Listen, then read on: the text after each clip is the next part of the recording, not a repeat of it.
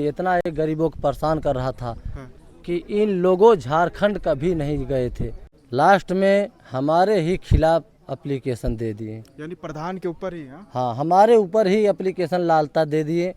2 करोड़ रुपया लेके आया है रिटायर होके, तब से तांडव मचाया है। 13 महीना में 18 मुकदमा किया है। दबदबा था कि रोड पर जा रहा था तो हमारे मोहल्ले के लोग रोड छोड़ देते थे। असलहा तलवार हाथ में फहराते हुए गाड़ी स्टार्ट करके अपना भाग गया। कल दीपावली थी, हमारे ग्राम सभा में कहीं चूल्हे नहीं जले। बहुत दुख की बात। बहुत दुख की बात। नमस्कार, मैं हूं कमलनाथ। आप देख रहे हैं KN24 न्यूज। जनपद जौनपुर के गौरा बादशाहपुर गांव कबरुद्दीन में मौजूद हूं। आप जिस शख्स को फ्रेम में देख रहे हैं, ये गांव के प्रधान हैं। जिस घटना के विषय में जनपद जौनपुर से लेकर लखनऊ तक, लखनऊ से लेकर दिल्ली तक ये खबर पूरी तरीके से छाया हुआ है। सरकार दावा करता है कि अपराध मुक्त उत्तर प्रदेश, लेकिन जब अपराध ऐसे निरंतर होते चले जा रहे हैं तो सरकार के ऊपर दाग लगता चला जा रहा है और अपराध मुक्त सरकार पे इस तरीके के दाग जो है मिटने का नाम ही नहीं ले रहा है। बताइए, 5 बहनों में एक जो लड़का था अनुराग यादव, नेशनल लेवल का प्लेयर भी था, ताइक्वांडो जो कई मेडल भी हासिल किया था अपने जीवन काल में। अगर वो जीवन आज बचा होता तो ओलंपिक में भी मेडल वो हासिल कर पाता। गांव के प्रधान हैं, इनसे जानने की कोशिश करेंगे। गांव के प्रधान का भी इसमें बहुत योगदान था, काफ़ी इन्होंने जो है इस मामले को शांत कराने में इनका भी बहुत सहयोग था। प्रधान जी, आपको चैनल में स्वागत है। इस मामले को कैसे देख रहे हैं आप? ऐसा था कि ये आज लगभग 35 साल पुराना रंजिश विवाद था। जी। ये जान लीजिए कि आज के 5-6 महीना 7 महीना पहले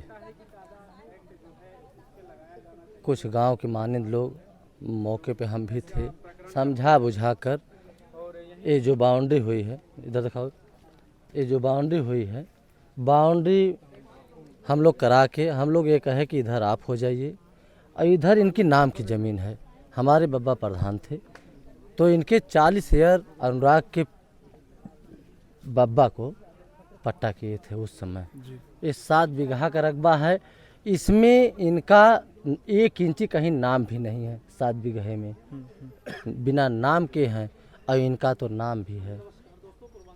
इनके नाम की ज़मीन वो कब्जा कर रहा था। बाउंड्री कह रहा था कि तोड़ के हम जाएंगे सड़क तक लेंगे।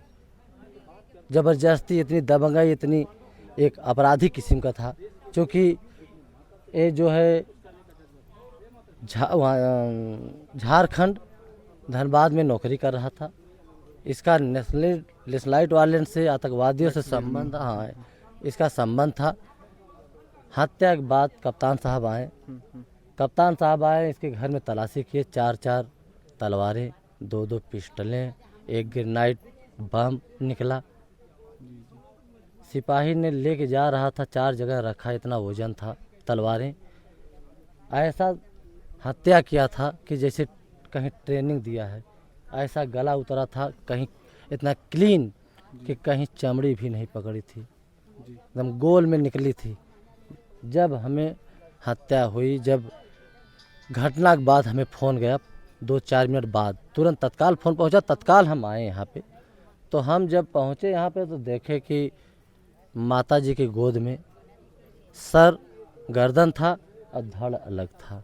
माता जी बेहोश थी, उनके बहनें स्वाति बेहोश थी। उसके बाद 4-6-10 मिनट बाद प्रशासन भी आ गई और लालता ने ही घर में घुस गए थे। कप्तान साहब इनको निकलवाए भी, पूरे फोर्स साथ हले। एक ग्राम समाज की ज़मीन है, सरकारी ज़मीन है, सरकारी कब्जा, इनका मकान है। हम लोगों की मांग है कि ये गिरना चाहिए। इतनी दर्दनाक, इतनी निर्भया हत्या किए हैं पूरे भारत में। आज तक हम इतने बड़े से इतने बड़े हो गए, आज तक ऐसा न सुने थे न देखे थे। प्रधान जी, सोशल मीडिया पे तमाम जो है खबर वायरल हो रहा है, यादव वर्सेस यादव, इसको आप कैसे देख रहे हैं? क्या ये जातिगत जिस तरीके की धारणा लोगों में लाया जा रहा है, क्या वास्तव में ये सच है? क्या जातिगत को छोड़ के अहम मुद्दे पे ये मैटर को सुलझाया जाए? इसमें ऐसा था, ये आतंकवादी था। आप खुले कैमरे में बोल रहे हैं आतंकवादी। आतंकवादी खुले कैमरे में बोल रहे हैं और कहीं भी बोलना होगा हम बोल लेंगे। आतंकवादी था, इसका नेशनलाइट वाले से संबंध था, आतंकवादी है। आपको कैसे पता चला? अगर हम इतना असलहा निकला अच्छा घर में से, उसके कप्तान साहब मौजूद में थे, अच्छा, इसलिए साबित हो गया कि ये किसी पहले न किसी तो- संगठन से जुड़ा हुआ है। हाँ जुड़ा हुआ है, ये सही है। इसलिए कि इतना असलहा न होता तो हम लोग क्या क्या था। क्योंकि लेकिन आम परिवार की क्या इसका अपराध वहाँ भी है ना, झारखंड धनबाद में भी लालता, रमेश, राजेश का अपराध था, अच्छा, वहाँ भी जो है पुलिस फाइल में, केस फाइल पे दर्ज है। हाँ। वहाँ भी इतना एक गरीबों को परेशान कर रहा था हाँ। कि इन लोगों झारखंड कभी नहीं गए थे, हम्म, झारखंड से इन गरीबों के ऊपर मुकदमा किया था। हाँ, हाँ, ये सब लूट की मुकदमा दिखाया था। नोटिस वहाँ से आई तब इन लोगों को पता चला कि हमारे ऊपर ये तो मुकदमा वहाँ से किया है। ये सब प्रधान जी, आप गांव के प्रधान हैं, आप इस मुद्दे को कैसे देख रहे हैं? क्योंकि एक परिवार जो है रसूखदार है, दूसरा परिवार केवल बाहर जाता है कमाने के लिए, रोजगार करता है, किसी तरीके से जीवन यापन करता है। आपको कभी ऐसा खबर ये परिवार के द्वारा मिला कि इस मामले को जो है सुलझाया जाए? आप तक कभी खबर ऐसा प्राप्त हुआ? आपने क्या कदम उठाया? 100 बार मिला, जो सही है। 100 बार हम आए हैं, उनको समझाए बुझाए, लास्ट में हमारे ही खिलाफ एप्लीकेशन दे दिए। यानी प्रधान के ऊपर ही? हाँ, हमारे ऊपर ही एप्लीकेशन लालता दे दिए। उसमें एसओ विजय कुमार गुप्ता थे, बुलवाएं उनको, हमें भी बुलवाएं। गए, हम पूछने लगे तो हम कहें कि सर हमारे 50 घर का मोहल्ला है, किसी एक घर का व्यक्ति को बुला लीजिए आप, किसी को, जी अब पूछ लीजिए क्या सही है क्या गलत। जी जी बुला के पूछे, फिर लालता को डांटे भी। लेकिन वो इतना पैसा था, इतना घमंड था। उसका एक बेटा दरोगा था, मेरठ में पोस्टिंग है उसका, जब से रिटायर होके आया है, 2 करोड़ रुपया लेके आया है रिटायर होके, तब से तांडव मचाया है। 13 महीना में 18 मुकदमा किया है, 18 लोगों के ऊपर किया है, पूरे मोहल्ले के ऊपर किया है।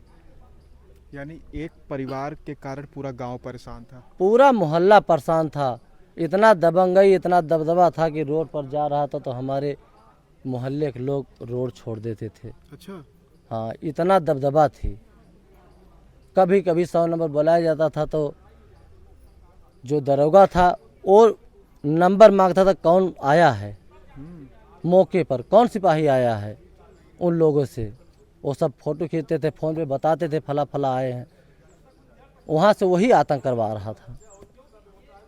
हम लोग की मांग है कि इसका घर गिरे, जैसे निर्दयी से हत्या, गला काटा है, धड़ अलग किया है, वैसा ही शासन प्रशासन से हम लोगों को आश्वासन भी दिए हैं।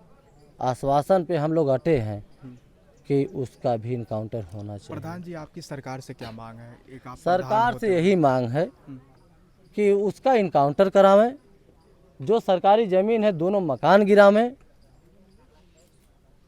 जो दरोगा है उससे नौकरी से हटावें। कुछ लोग ये भी दावा कर रहे हैं, ये जबकि सूत्रों से पता चला कि क्या दरोगा वो वास्तव में हुए हैं कि पैसा देकर हुए हैं? वो तो पैसा दे के हुए हैं। जब भी रिटायर होके आए, इतना पैसा लेके आए।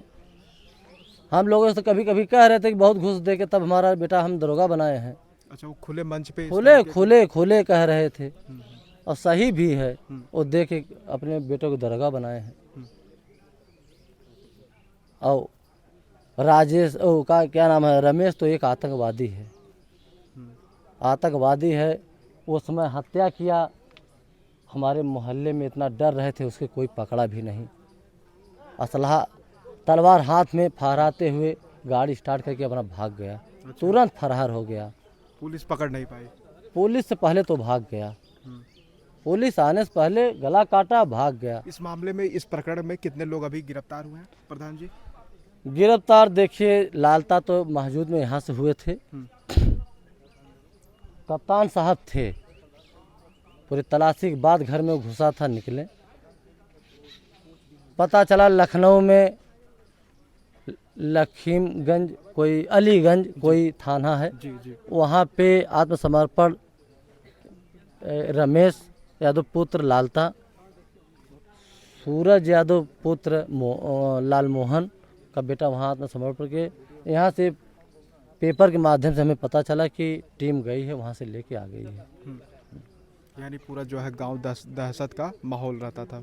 हमारे गांव में इतना दहशत हो गई है कि कल दीपावली थी, हमारे ग्राम सभा में कहीं चूल्हे नहीं जले।